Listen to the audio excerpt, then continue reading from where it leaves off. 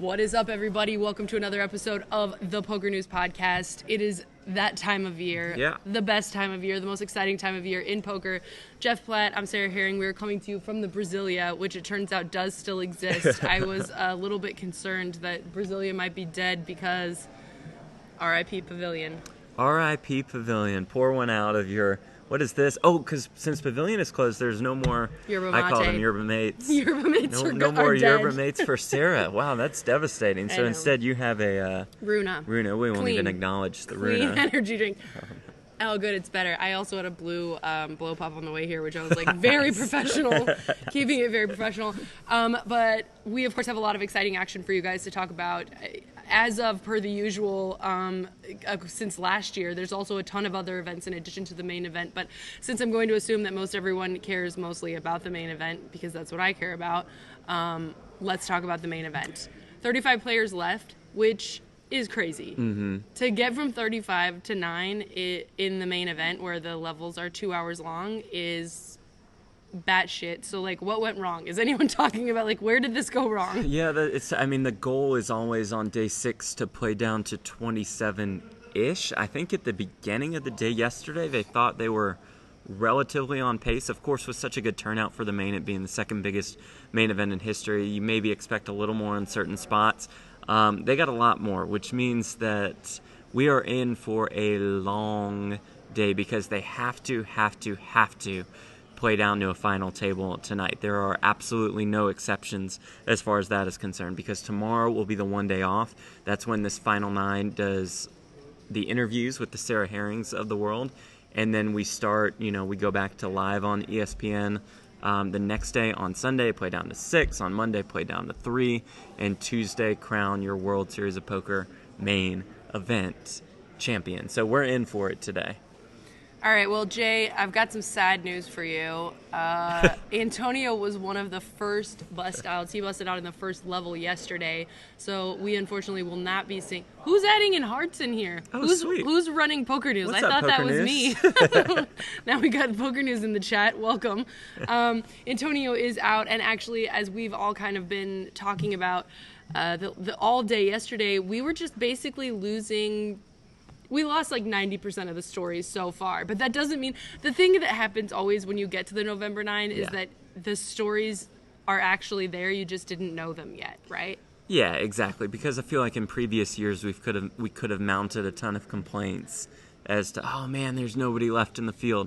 And when we talked, I guess it was 2 days ago going into day 5, there were so many names. To your point, I mean, we ran down a massive list, and that was with just like 300 players remaining. Yesterday, there's still some storylines going into it. I feel like, the broadcast crew kind of got crushed, so to speak. Chad Power in his cool gold jacket out in 89th. Oh, I need that jacket. Antonio out in 82nd, which was brutal. Daniel Hachem, Joe Hachem's son, out in 79th. Jake the Snake Schindler out in 67th, despite being down to 2 big blinds, then running it all the way up to like 5 mil, and then boom, Bustout. Big Hunichen out in 54th, Sam Greenwood out in 45th. We'll get to that crazy hand in a little bit, and then Alex Foxen out in 40th. Now you do still have some names, and you do still have some good storylines. Nicholas Marchington is the chip leader of the main event in his very first World Series of Poker main event. He's 21 years old.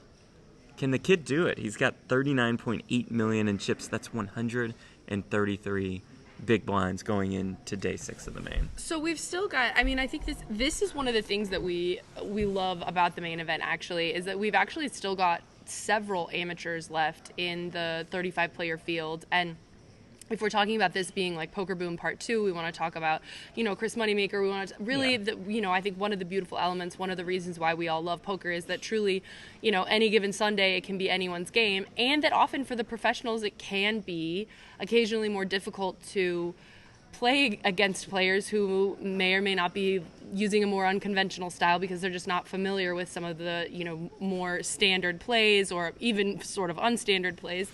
And it's funny because I want to talk a little bit about Sam Greenwood and some of the other players, of course, and their bust-out hands. But I spoke to Sam Greenwood yesterday, and he made such an interesting point about I said, you play 100Ks, you play 25Ks, you play 5Ks, you play all kinds of different tournaments. What is your decision process in the main event like, and how does that differ from other tournaments? And he said one of the most important things to keep in mind in the main event is that people are capable of making incredible laydowns that they maybe are not capable of making in other tournaments. And I was thinking, of course, that's something you can exploit, but I also think that's often something that's going to be much harder for, some of these more recreational or casual players. And maybe that's also part of how they are, if you're getting lucky and you're not making too many crazy folds like that, you can run up a stack like crazy. And he also talked about something I thought was interesting. And for those who are listening via the podcast who aren't with us live, I'm going to put a couple of these little sound bites from Sam in here. He also spoke a little bit about, he got moved, he bluffed off about 3 million chips when he had about 11 million. And he just said, it's a standard spot. It didn't work. And he got moved then to a table which directly on his left was Dario Sammartino. He had Big Huni on his table, Antonio Esfandiari, as well as another pretty well-known online poker player. And I said, what's up with moving to this table? Like, how disappointed are you right after losing, a percentage of your stack like that?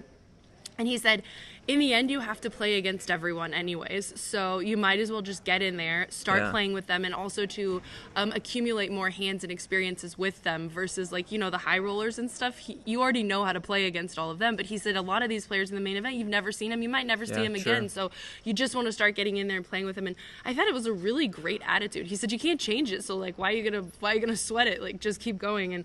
And so for those who are listening, we will add in some of that audio from Sam Greenwood yesterday right now. Right 6:45. And for those with us, keep us going, Jeff. Okay. So I think now is the perfect time to bring up the Sam Greenwood bust-out hand, because at least to me, this has been the most, I actually don't know what the right word for it, maybe entertaining hand, most memorable hand. It was the most talked about hand of yesterday, most talked about for hand, sure. certainly, throughout the World Series of Poker main event. So let's set the scene for you. Timothy Sue, the chip leader, gets moved to that Sam Greenwood table that you were talking about, the one with Dario Sammartino. It had lost Antonio Esfandiari earlier in the day. And Sue sat down with something like, 27 million in chips when the next biggest stack was Greenwood with 15 or 16 million. So folds around to Timothy Sue in the cutoff. He raises it up with the 10-9 of clubs, which makes perfect sense. Cutoff to do. Folds around to the big blind. Sam Greenwood finds pocket aces. That is a pretty nice spot to be in. Greenwood 3 bets. Sue makes the call with 10-9 suited. Again, chip leader who opened in the cutoff with the 10-9 of clubs. He's probably not folding that to a 3-bet. Flop comes Queen of Diamonds, Jack of Diamonds, 4 of clubs. So Sue flops an open-ended straight draw. Flops a backdoor flush draw. Not terrible. Greenwood continues. He down bets on the flop. Sue makes the call. The turn is a jack. So the board is jack, queen, 4, jack with 2 diamonds on the board. And now, did Greenwood fired again?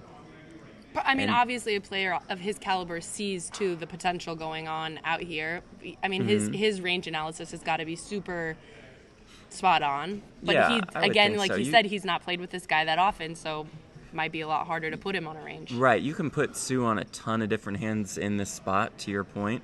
He could very easily have a queen. He does have some jacks in his range. For sure. In the cutoff, he could be raising everything. He does have a lot of flush draws in his range as well. So after the Greenwood bet on the turn, Sue ships the chips in. And I thought that Greenwood called pretty quickly, considering the moment. It was this whole stack on the line in the main event. Makes the call with the aces. He's in really good shape against that 9-10. Is he? What are the He just needs to dodge a king or an 8. So it's just 8 outs. Okay. So you're like an 82-ish% favorite right there. Yeah, I think so. The river, though, was a king.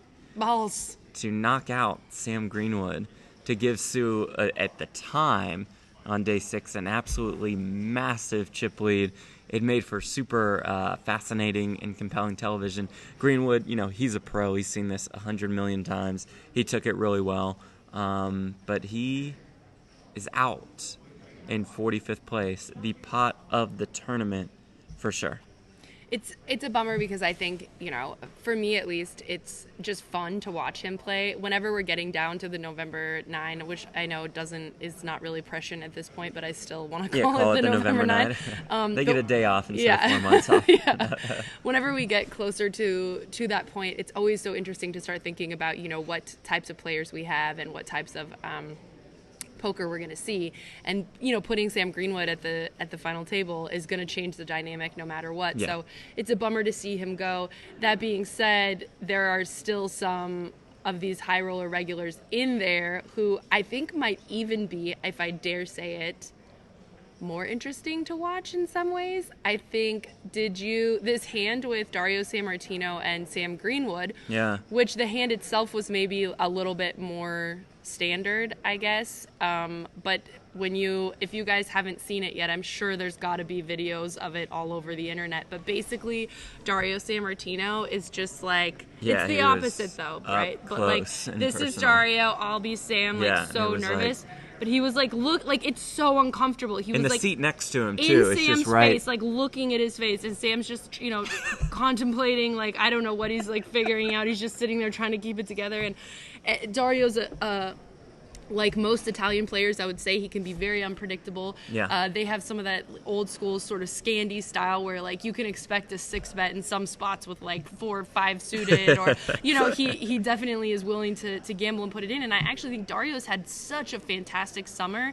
His game is obviously where it needs to be, and I think he'll be a great and interesting player to watch, and I think he'll also keep that Euro contingent like locked in with us, Yeah, and that Greenwood has played with some guys who have some pretty intense stares. I mean, he plays on the high roller scene with Alex Foxen, with Stephen Chidwick, Mike McDonald. I mean, those guys can stare you down. But to have that stare be right next to your face, maybe that was part of the reason that Sam called the clock on Dario in that exact situation. Dario ended up finding a call. It was the wrong call because Greenwood had a set in that spot. But the competition level is fascinating.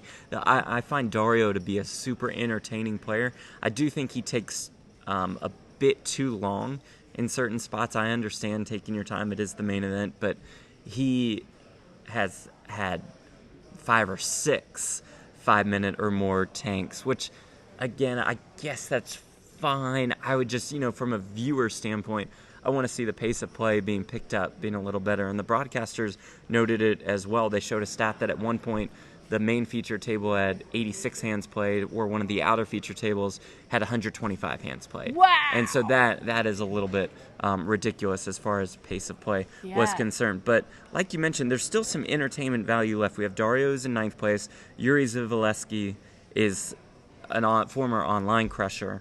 Or probably current online crusher as well, and he's been running over this main event field. Corey Burbick's still alive. He's in 29th. Alex Livingston is in 34th. What do you know about this Corey Burbick, by the way? I've been hearing stuff about him, but I'm not much. familiar. I mean, I heard Jamie Kerstetter talk about him a decent amount on the broadcast. She's a fan of his Twitter feed, so if Jamie's a fan of a certain Twitter feed, maybe we should jump on that. I'm about to snap follow right now. Let's go. But I don't know much about him other than that. Livingston is a short stack. I know he's a pro. And Garry Gates is in 6th place. So the support from the poker community for Garry Gates certainly seems to be alive and well. Yesterday, he got all his chips in. This was not shown on the broadcast. Maybe they'll show it today because they were recording it at the time. He got the chips in with ace-king against kings and found the ace on the river to save his tournament life. And he has a real stack, and he has a real shot at this thing. I saw Garry yesterday in the morning, and I spoke about this a little bit in my update because it was very interesting. What's up, by the way, Ken? Good to see you. My boy from Massachusetts, right? Mass?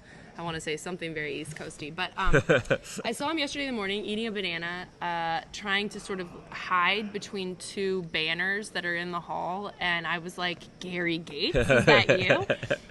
Super happy, couldn't be more happy for him. He's a personal friend of mine, and I'm really happy for him. But it was interesting because it was very clear to me how the vibe of the main event had shifted by seeing him that morning. It's all exciting. It's all, everybody's just like hyped. It's the main event here. Like, are we going to make the money? Da da da da. And yesterday, the vibe in the Rio was considerably different. It shifted to this very sort of contemplative, more somber, really serious serious. A lot of the players are not interested in doing interviews on their breaks. They really are in the zone. They want to talk with they want to talk hands. They want to, especially players who are playing on the feature table, etc. They want to figure out like what's going on, what was happening, hands before. Which, speaking of Jeff, a couple people have asked in the chat, are you familiar with that? I don't pay attention to the streaming schedule because it doesn't affect me. But do you know what the streaming schedule is for today? Yes, I'm pretty sure it starts on ESPN at 3 p.m. Pacific time, so the play will be underway for a couple hours before ESPN runs the show. It moves to... Actually... Okay, so it starts on Poker Go at 3 p.m. Pacific time. So play will still be underway for a couple hours before the broadcast actually starts. At 5 p.m. Pacific time, there's a 1-hour break, and then ESPN takes over at 6 p.m. Pacific time.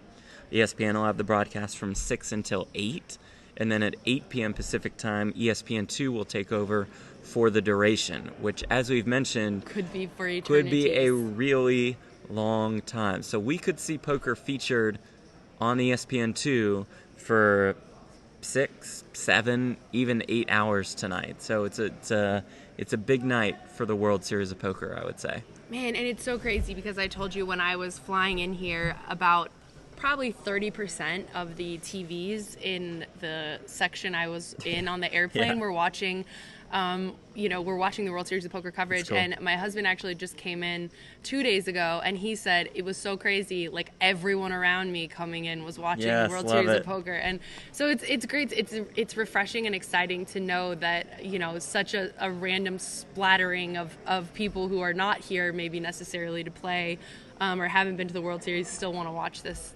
action go down. And I think that's the greatness of being able to pull off the main event in live form, in live fashion, because as we know, with so much content out there nowadays, live events become more and more important to television networks like an ESPN. I think that the ratings over the last week or so have been really good. I'm assuming that ESPN2 are very happy with those ratings. This is a big test, though, tonight, when you don't necessarily have the big name draw. Mm-hmm. You can't bring in an Antonio Esfandiari, put him on the promotions for this broadcast. You just have to survive on the fact that this is day 7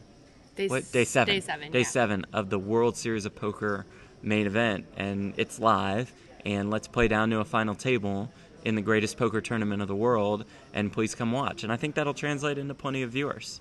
Dude, I can't believe Gary's still in. This is so crazy. I'm so excited. I can't even, when you see your homies, like, for example, me, and they're broke for a minute, or, like, people in the poker media, like, people who have debt, people who have, like, they're just, like, trying to live in this poker industry. It's not easy all the time. Yeah. I'm so stoked for him, man. This is so crazy.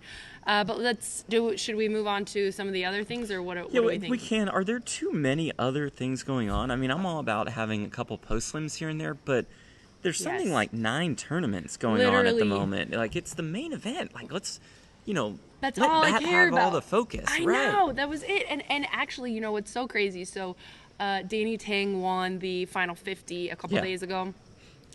Another good friend of mine, someone I love, who's been in the scene for a really long time, and I couldn't have been happier to see him ship that, especially in a field like that. I think it must be so affirming to come out in a high roller like that and know, like, okay, I've made it, I've been there.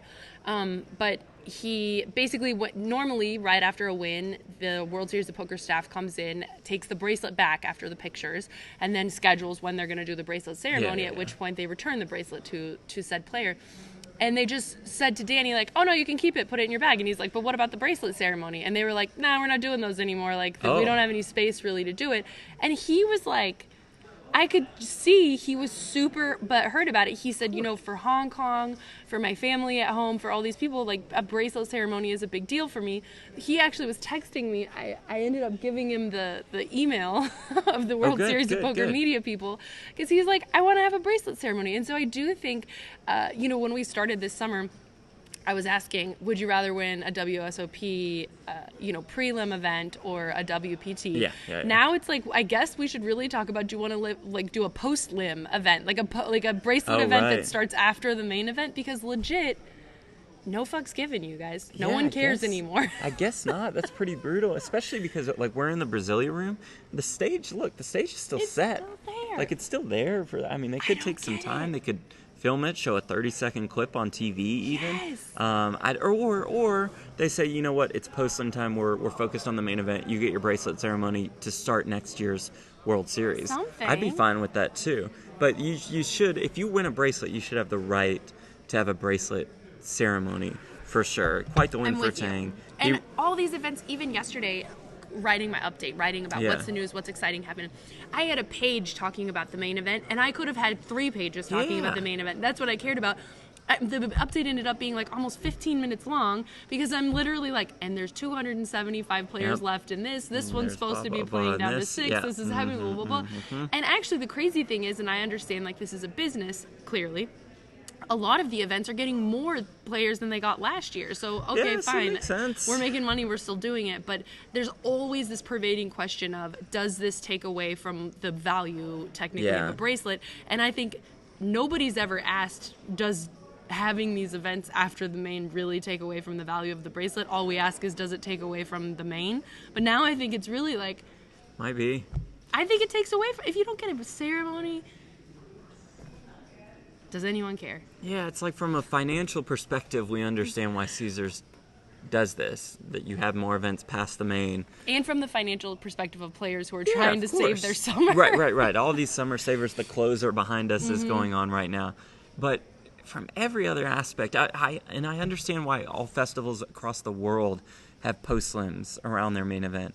I just think for the World Series of Poker main event, that is the pinnacle of this game, of this industry.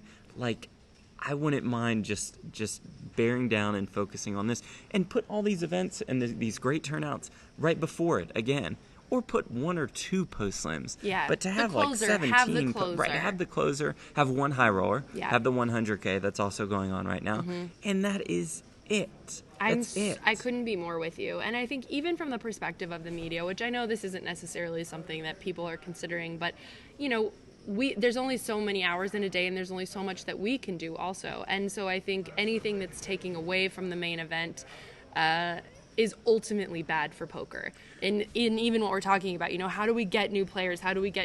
Well, the coverage of the World Series of Poker main event is probably our biggest opportunity ever all year to acquire new players, to capture interest from new players. And when we're running around, you know, even like we spoke about last year, Phil Hellmuth wins his 15th bracelet, like 6 people are paying attention. It's huge. Why? Right. Because we're trying to get down to 9 last year. We were 10-handed on the WSOP main event final table when Phil Hellmuth wins his 15th bracelet. Like, okay, nobody cared. And you also have a tournament like the Little One for One Drop, which raises more than $650,000 for charity. Wow. And, like, I haven't heard a single mention of that. Literally, first thing I heard about it. Yeah. I mean, Thanks, I played it. I still haven't heard anything about it. It's just like, what if we had the Little One for One Drop final table scheduled for day 1B of the main event? The main event could be like, oh, let's pan over to this table, and we've got the final table going on, and how cool is this tournament in One Drop? Now, I understand when you have the big one for One Drop, the $1 million buy-in, have that after the main event. We'll put that on TV as well. But I just think that every ounce of the poker community's attention should be honed in on the main event. It's not fair to these players who are crushing it in these post-slims. For sure, which, speaking of, we had our second woman to win an open event. So, deuces to Sarah on her predictions of how many women would win an open event. And I need one more still to come through. That would be to Dow. She wins the 3K limit hold'em, 6-handed. She takes home more than $133,000. She used to play a ton of tournaments, took like a 4 or 5 year break or so, got her confidence back, and that shined through in this one. Ian O'Hara in third, Chada Veselage, I don't know, in fourth. So congratulations to Miss Dow on her win. And in fact, yesterday we were supposed to play down to a winner in, was it the Little One for One Drop? Yes, and the PLO bounty, I believe. Everyone said like 0 chance that's going to happen. I'm pretty sure they were at 45 players and they were supposed to play down to a winner. Yeah, not happening. And there was no chance that was going to happen. And the Little One's returning with 5 players? With 5 players, none of whom I recognize. We got 2 from the U.S., 1 from Israel, 1 from Argentina, and 1 from Brazil. The $1,500 PLO bounty, I also believe, was scheduled to come to a close yesterday. Again, these are good signs. That means the turnout is huge. The structures are maybe quote-unquote too good. The PLO bounty had 500 more players than they had last year. That is unbelievable. Like how you could ever prepare or plan for that, is like, come on. So that comes back for a 4th day. Bryce Yockey is still alive. He's still in the mix. He is 3rd in chips with 7 left in that tournament. I mean, it's unbelievable. You click on this little arrow on the PokerNews site. Gosh. These are all the tournaments that are going on. So we have 1, 2, 3, 4, 5, 6, show 7, the homies. 8. Come on, show the homies. We have 9 tournaments. 9 going on right now. I mean, that's just too much. Get out of here, you guys. It's too much. We got the main event going on. The main. All right. All due respect to these players behind us. Sorry, but we guys. did say the closer should still be on the schedule. Yeah, so take that. Yeah. So yesterday they started with 14, if I'm right, in the 3K No Limit Hold'em yesterday, and actually there was a pretty solid final 14, including Patrick Leonard, who's still in the mix. Some of the other guys really, to be honest, needed some double ups if they wanted to stay. I think it was Will Givens was in there, Michael Tereniak.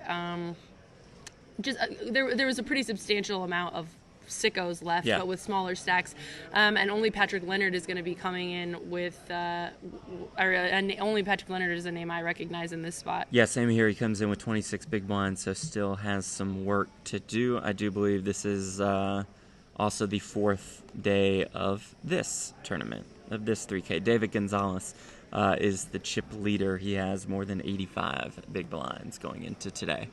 And finally, the one I feel like we would probably give coverage to if we didn't have 80,000 people. Yeah, this one can stay on the schedule doing 80 also. other things. The 100K high roller and OMFG.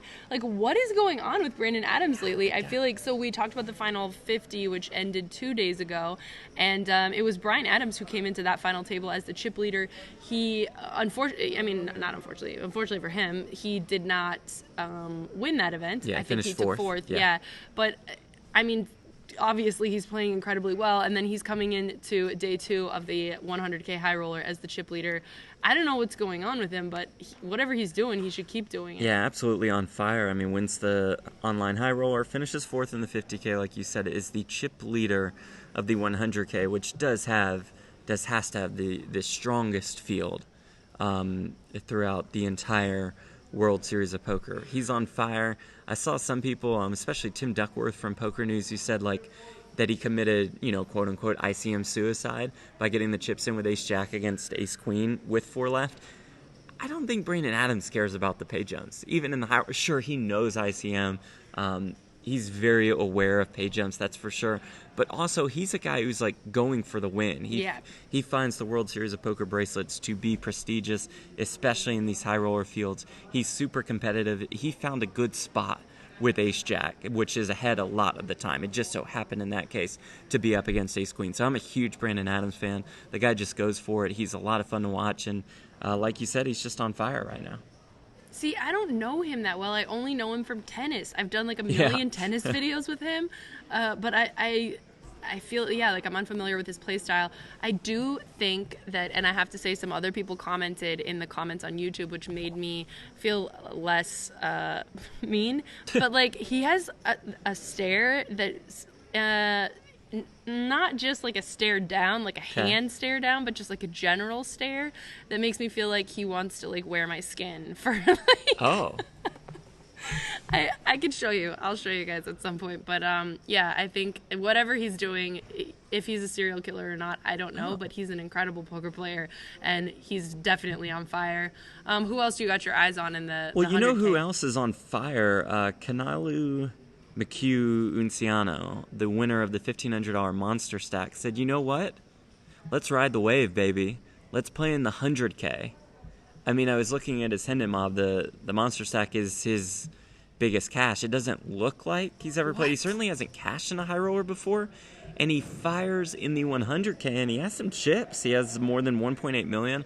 That's 75 big blinds entering day 2. He's remaining competitive with the best of the best. How Dude, about that? I love this. And it's like, so we had the question, I want to say it was from Matt Savage maybe, that came in a couple weeks ago, which the question was, if a player is broke, have they like really stood the test of time? One of the prerequisites for being in the Hall of Fame. And for me, when I want to root for somebody that, and I know this is bad bankroll management or whatever, but I want to root for somebody that's not afraid to just like put every penny they have on themselves, get the chips in. and just say like, I want to gamble on this one. Like, I know I'm hitting it this time. Like, let's do it. And that's like, yes, get it, boy. Yeah. We need to interview this guy. Right. Could you imagine if he shipped the 100K after shipping the $1,500 monster stack? I mean, that's pretty cool. It will not surprise you that Liam Shurovich is also in the top 10 of chip counts. Yeah, just an absolutely stacked field. Brian Kaverman, Nikita Badziakuski, our guy, sucks too. Bryn Kenny, Stefan Sontheimer. The list goes on and on. Registration's still open at the beginning of day 2, so we'll see some more fires. I know Daniel Negreanu busted yesterday. I'm sure he'll re-enter today. Maybe we'll find a Phil Ivey if he's still in town. So just a stacked field. Love this tournament. I want to put some eyes on Matthias Eibinger, who I spoke to a couple weeks ago. When I spoke to Fedor Holtz, he said that basically in terms of Fedor's, poker solver training system that they're trying to release, that Matthias, he said, of all of his close friends and of all of his high rollers, Matthias had done the most, he felt like, intensive study of both solvers and of the game, and that that's saying a lot with the group he hangs out with. Yeah, for sure. And that he ultimately decided to partner with him in this venture. And when Fedor was talking about just the amount of respect and admiration that he had for Matthias, it definitely made me take a second look. Obviously, we've seen him in the high rollers plenty. He's clearly a great player who we find at the top quite frequently. But for me, hearing Fedor's admiration for him definitely made me take a second look. So I'll be watching that for sure. And do you know what's the schedule with streaming the 100K? How are they balancing the final 100K? Table of the 100K will be streamed on CBS All Access. Yeah, CBS All Access is running the streams of the post-lim final tables, while ESPN, ESPN2, PokerGo take care of the main event streaming.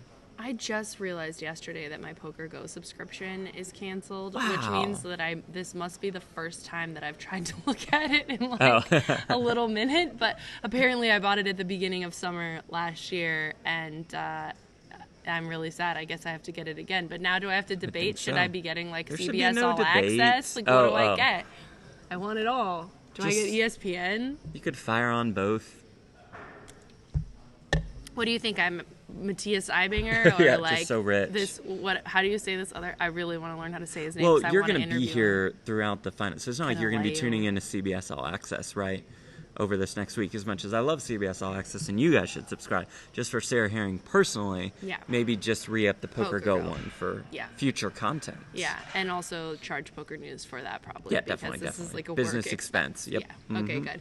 So, as you guys know, we've been doing a Monday, Wednesday, Friday schedule for the whole summer, but since this is the most exciting, basically, time in poker ever of all time, we will be coming to you guys tomorrow with another podcast. Depending on when they finish tonight, that's how they determine what the media stuff will be tomorrow. I will definitely get a lot of tidbits and snippets from all of the final 9 players, which for those who are listening, for our audio-based audience, we will include a lot of snippets from them in our podcast tomorrow. And for those who are live, we're just going to talk about what we can expect from these final 9 guys. And 2 things. Number 1, Corey Burbick already gone. So the relevance of our discussion on Mr. Burbick, he got it in with jacks against ace-queen, and a queen comes down on the river. Dude, I hate the river sometimes.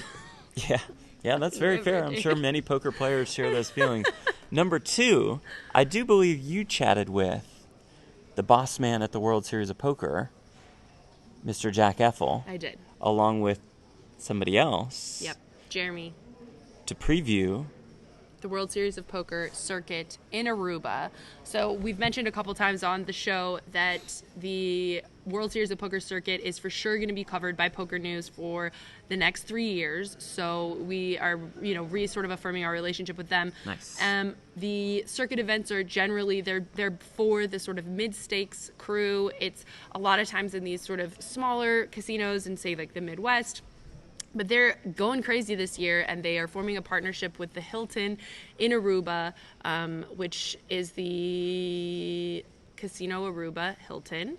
And basically, it should be this incredible, crazy event. There, you can bring your girls, bring your boys, bring your fam, let people have an actual vacation. They're building the schedule for evening play so that you can enjoy all the days in the sun, which I love. I love that. It's one of the worst things when you go to an island paradise and then you end up basically inside 24/7. So I think it's a really exciting partnership, and I really look forward to hearing more about it as things go on. I secretly am hoping they're going to release a satellite schedule because Mama would love to get up in that satellite life. November 14th to November 24th. Let's just cut straight to that interview for those who are listening in the audioverse. 35-28. And 35-28.